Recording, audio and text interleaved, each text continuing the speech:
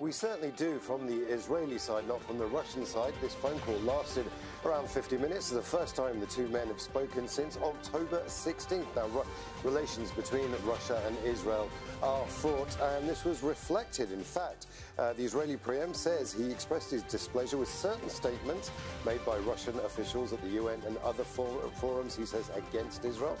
He also strongly criticised the relationship between Russia and Iran and called it dangerous. And he also said that any country that suffered a terrorist attack, such as Israel did on October 7th, would act with no less force than Israel.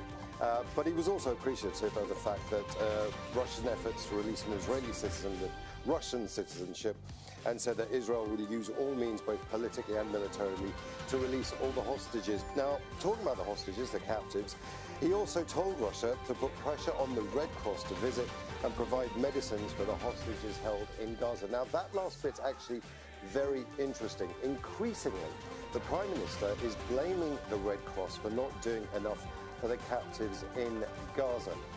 This is popular because it deflects criticism of him. It also tallies with what the Bring Them Back campaign are saying. That's the umbrella organisation that represents the captives still in Gaza. They've also been blaming the Red Cross as well. However, I've spoken to the Red Cross.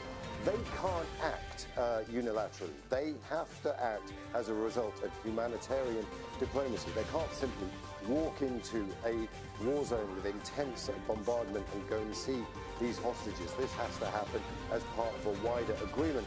But by blaming the Red Cross, it deflects criticism of Netanyahu himself, and we've seen this time and time again. Yeah, it's interesting because the Israeli ambassador at the United Nations was also blaming the UN for the lack of aid getting into Gaza. That is Imran Khan live in Tel Aviv. Make sure to subscribe to a channel to the latest news from RDZ World News.